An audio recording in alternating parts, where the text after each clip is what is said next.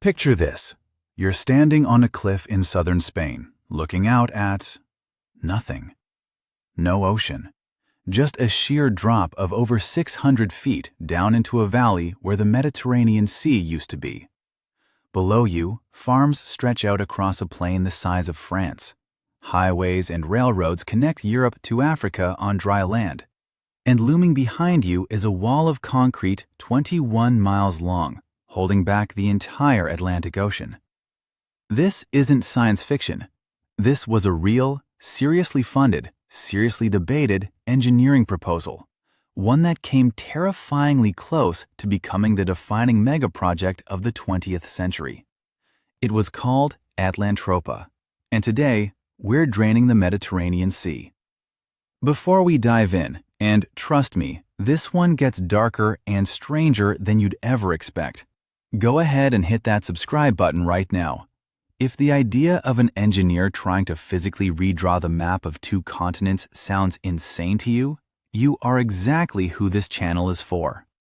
We dig up the megaprojects history tried to forget, the ones too big, too strange, or too dangerous to ever get built. Subscribe now, because by the end of this video, you're going to look at the Mediterranean completely differently.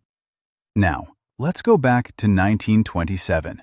Europe, just 9 years after the First World War, is a continent in crisis.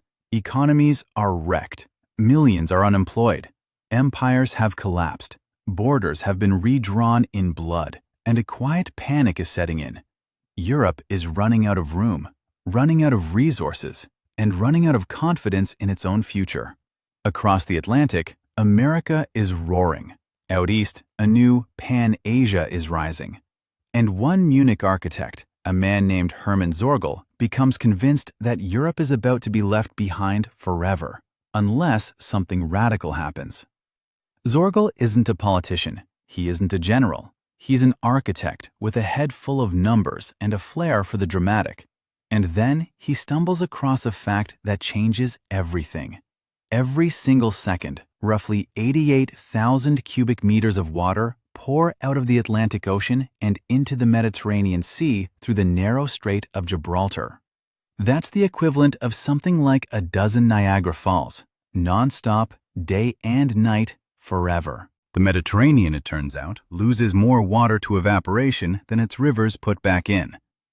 The only reason it isn't shrinking right now is that the Atlantic keeps topping it off. And Sörgel asks the one question nobody else had seriously asked. What if we just stopped that? What if you built a dam straight across the Strait of Gibraltar, cut off the Atlantic's lifeline to the Mediterranean?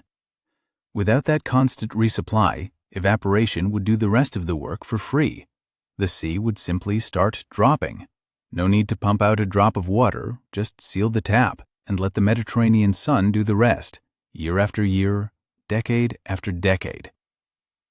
In 1929, Sörgel puts the idea into print for the first time.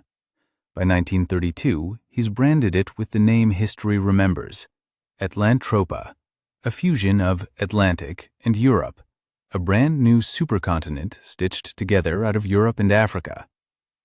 And the scale of what he proposes next is, frankly, unhinged. The centerpiece is the Gibraltar Dam, over 20 miles long, taller than anything ever built by human hands, spanning the strait between Spain and Morocco. Sörgel calculates it could generate as much as 50,000 megawatts of hydroelectric power, enough, by some estimates, to supply more than 8 million homes, making it instantly the largest power station on Earth, dwarfing anything else under construction anywhere in the world at the time. But Gibraltar is just the beginning. A second dam goes up at the Dardanelles, sealing off the Black Sea's contribution and linking Europe to Asia Minor by road and rail.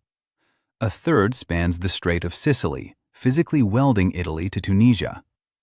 Far to the south, Sörgel proposes damming the Congo River itself, flooding a vast stretch of Central Africa to create an artificial inland sea, refilling Lake Chad and irrigating the Sahara Desert into farmland. He even sketches an extension of the Suez Canal to keep a shipping route open to the Red Sea once the water starts falling. When it's all finished, and Sörgel openly admits this would take well over a century to complete. The eastern Mediterranean basin would drop by as much as 200 meters. The western basin would fall by around 100. In total, more than 660,000 square kilometers of brand new land would rise out of the sea. For comparison, that's larger than the entire land area of France. New coastlines, new cities, new farmland stretching from the Adriatic to North Africa. Bridges of dry land where ferries used to cross, a new continent, in the most literal sense, bolted directly onto the side of the old one. And Sörgel sells this not as some mad fantasy, but as the rational solution to everything wrong with Europe. His pitch boils down to 3 words that became the title of one of his own books: power, land, bread. Unlimited clean hydroelectric energy forever. Hundreds of thousands of square kilometers of new farmland to feed a hungry continent. Decades of construction work to put millions of unemployed Europeans back on a payroll. And, this is the part Sörgel cared about most, a project so enormous that it could only be built through decades of cooperation between rival European nations. Build something this big together, he argued, and you make another European war practically impossible. He called himself a pacifist, and in his mind, Atlantropa wasn't a weapon. It was an anti-war machine made of concrete and electricity. For a while, the public ate it up. Newspapers across Germany ran lavish, illustrated spreads of the imaginary Gibraltar Dam. A pulp novel imagined an engineer named Maurus single-handedly draining the sea against the schemes of foreign saboteurs. Sörgel founded the Atlantropa Institute, gathering architects, engineers, and financial backers under one roof, and spent the rest of his life, literally the rest of his life, crisscrossing Europe giving lectures, writing books, and lobbying anyone who would listen. But here's where the story turns uncomfortable.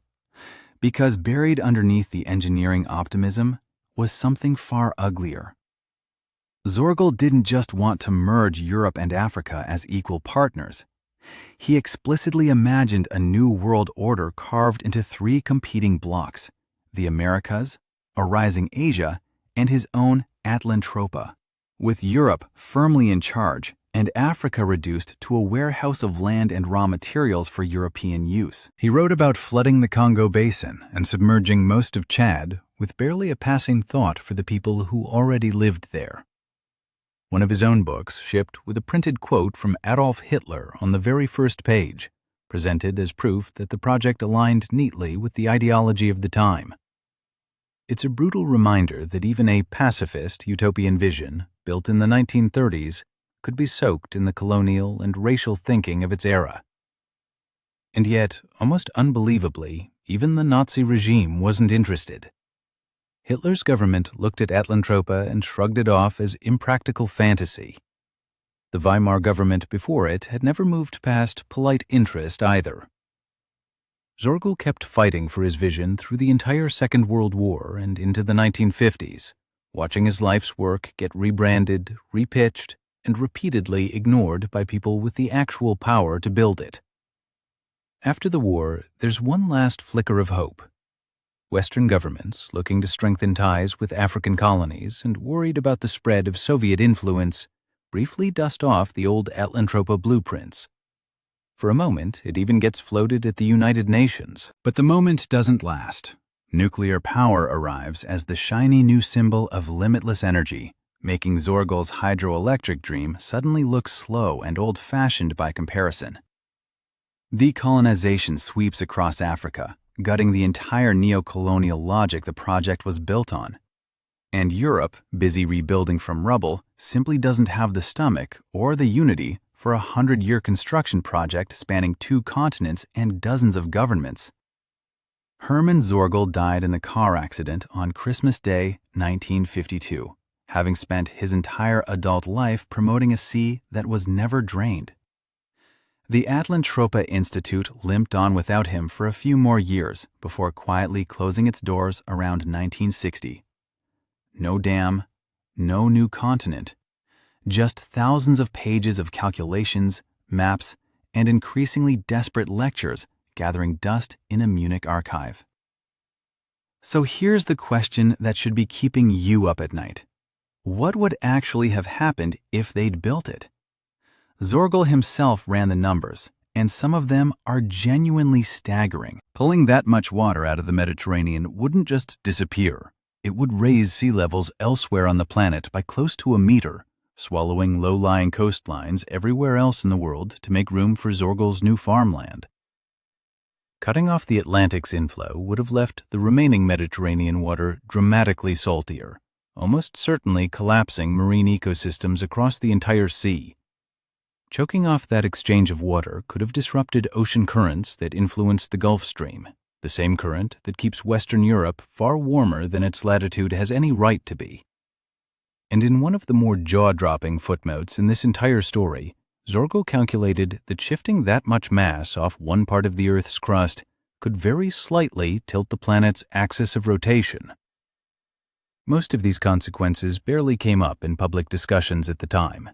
Sörgel himself treated some of them less as warnings and more as side benefits. Atlantropa never got built, but it never quite died either. Echoes of it keep surfacing in the strangest places. Philip K. Dick borrowed the idea for an alternate history Nazi superstate in The Man in the High Castle, later adapted for television by Amazon.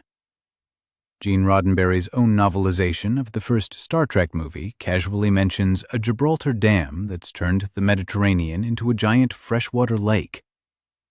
Engineers today still occasionally revisit a much smaller, much saner version of the Gibraltar Dam idea, not to drain the sea, but as a flexible barrier that could help protect the Mediterranean coastline from rising sea levels caused by climate change. The wheel, it seems, has come full circle.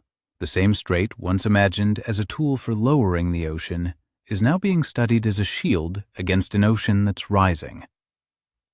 If this kind of humans tried to physically rebuild the planet engineering madness is your thing, you are going to want to go watch our video on the attempt to raise the Titanic from the ocean floor right after this one. Same scale of ambition, same century of false starts, completely different ocean.